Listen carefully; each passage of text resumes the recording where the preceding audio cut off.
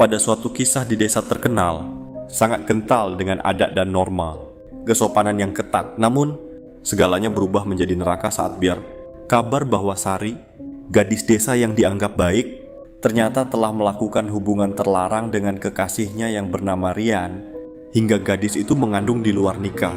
Berita itu bagai api yang membakar semak belukar.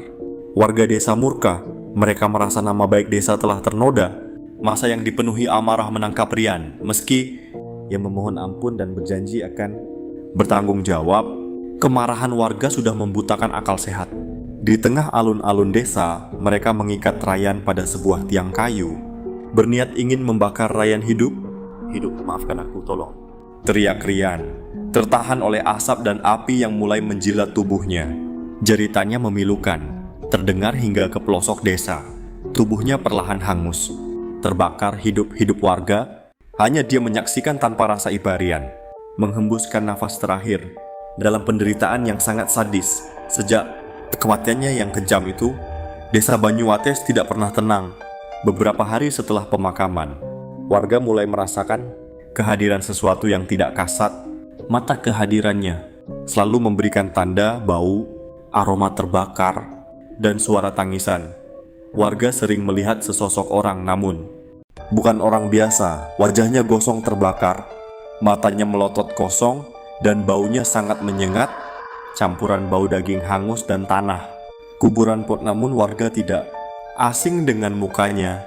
Walaupun dengan muka yang menyeramkan, tapi warga tahu kalau itu adalah Ryan yang gentayangan.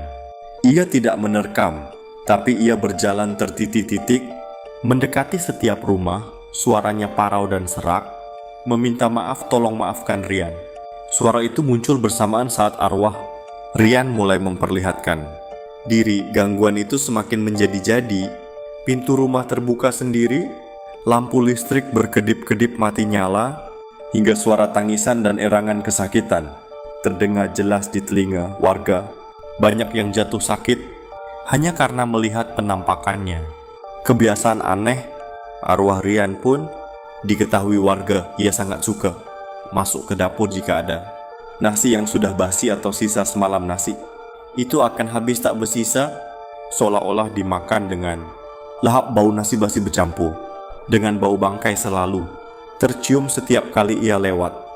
Teror itu berlangsung berbulan-bulan, hingga warga takut keluar rumah saat malam tiba. Hingga pada suatu malam, sekitar 11 menit lewat, sosok itu datang menghampiri rumah ketua RT yang paling disegani di desa itu.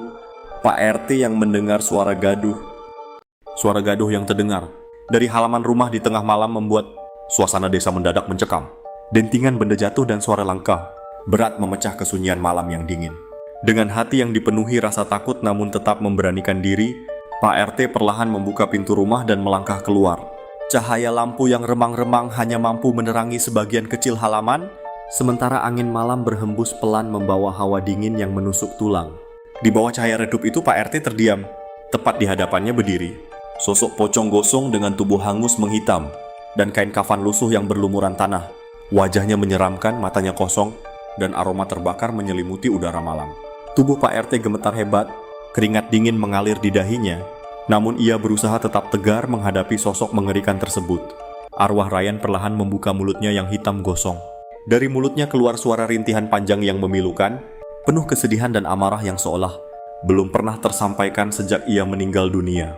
Suara itu terdengar seperti tangisan jiwa yang tersiksa, memohon belas kasihan dan pengakuan yang tidak pernah ia dapatkan semasa hidupnya. Seluruh suasana malam terasa semakin mencekam, seakan waktu berhenti hanya untuk menyaksikan pertemuan mengerikan itu.